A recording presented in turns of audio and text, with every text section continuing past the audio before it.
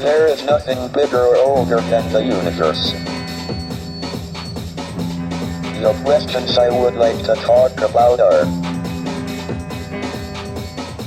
1. Where did we come from? How did the universe come into being? Are we alone in the universe? Is there alien life out there? What is the future of the human race? Up until the 1920s, everyone thought the universe was essentially static and unchanging in time. Then it was discovered that the universe was expanding. Distant galaxies were moving away from us. This meant they must have been closer together in the past. If we extrapolate back, we find they must have all been on top of each other about 15 billion years ago. This was the Big Bang, the beginning of the universe. But was there anything before the Big Bang? If not, what created the universe? Why did the universe emerge from the Big Bang the way it did? We used to think that the theory of the universe could be divided into two parts. First, there were the laws like Maxwell's equations and general relativity that determined the evolution of the universe, given its state over all space at one time. And second, there was the question of the initial state of the universe. We had made good progress on the first part, and now have the knowledge of the laws of evolution in all but the most extreme conditions, but until recently, we have had little idea about the initial conditions for the universe. However, this division into laws of evolution and initial conditions depends on time and space being separate and distinct. Under extreme conditions, general relativity and quantum theory allow time to behave like another dimension of space.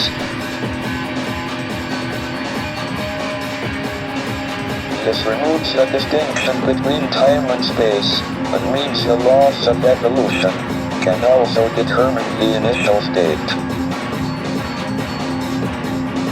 The universe can spontaneously create itself out of nothing. Moreover, we can calculate the probabilities that the universe is created in different states. These predictions are in excellent agreement with observations by the WMAP satellite of the cosmic microwave background, which is an imprint of the very early universe. We think we have solved the mystery of creation. Maybe we should patent the universe and charge everyone royalties for their existence. I now turn to the second big question: are we alone, or is there other life in the universe? We believe that life arose spontaneously on the Earth, so it must be possible for life to appear on other suitable planets, of which there seem to be a large number in the galaxy. But we don't know how life first appeared. We have two pieces of observational evidence on the probability of life appearing. The first is that we have fossils of algae from 3.5 billion years ago. The Earth was formed 4.6 billion years ago, and was probably too hot for about the first half billion years. Star 10, 9, 8, 7, 6, 5, 4, 3, 2, 1, ignition. So life appeared on Earth within half a billion years of it being possible, which is short compared to the 10 billion year lifetime of a planet of Earth type. This suggests that the probability of life appearing is reasonably high. If it was very low, one would have expected it to take most of the 10 billion years available. On the other hand, we don't seem to have been visited by aliens. I'm discounting reports of UFOs. Why would they appear only to cranks and weirdos? Our agitator. If there is a government conspiracy to suppress the reports and keep for itself the scientific knowledge the aliens bring, it seems to have been a singularly ineffective policy so far.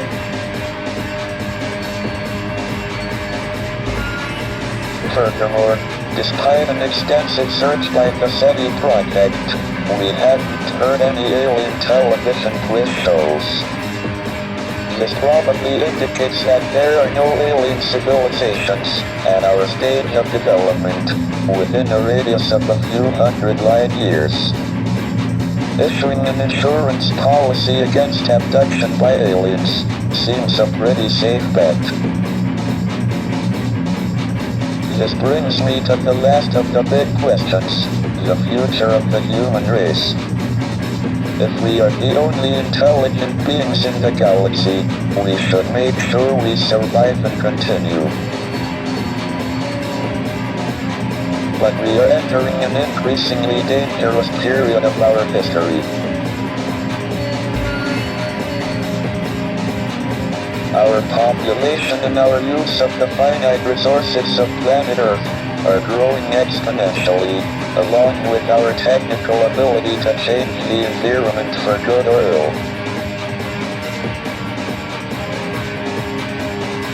But our genetic code still carries the selfish and aggressive instincts that were of survival advantage in the past.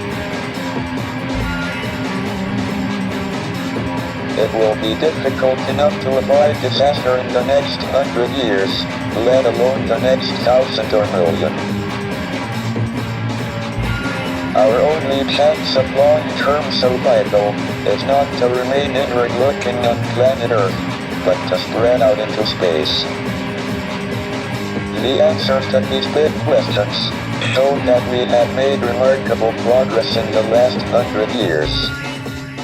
But if we want to continue beyond the next 100 years, our future is in space.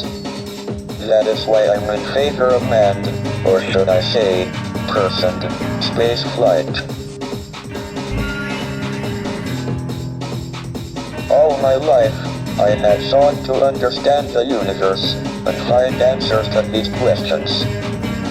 I have been very lucky that my disability has not been a serious handicap. Indeed, it has probably given me more time than most people to pursue the quest for knowledge. The ultimate goal is a complete theory of the universe, and we are making good progress. Thank you for listening. Professor, if you had to guess either way, do you now believe that it is more likely than not that we are alone in the Milky Way as a civilization of our level of intelligence or higher? Sequence start 10, 9, 8, 7, 6, 5, 4, 3, 2, 1, begin.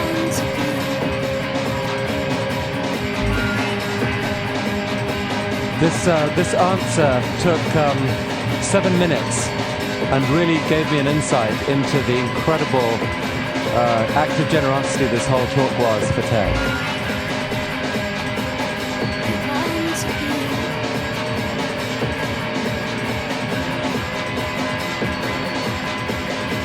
I think it's quite likely that we are the only civilization within several hundred light years.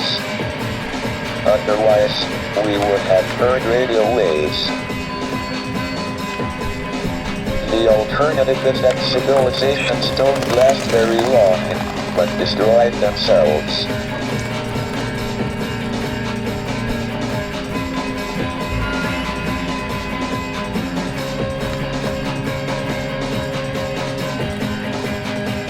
The questions I would like to talk about are: 1. What is the future of the human race? I think it quite likely that we are the only civilization within several hundred light years. Otherwise, we would have heard radio waves. The alternative is that civilizations don't last very long, but destroy themselves.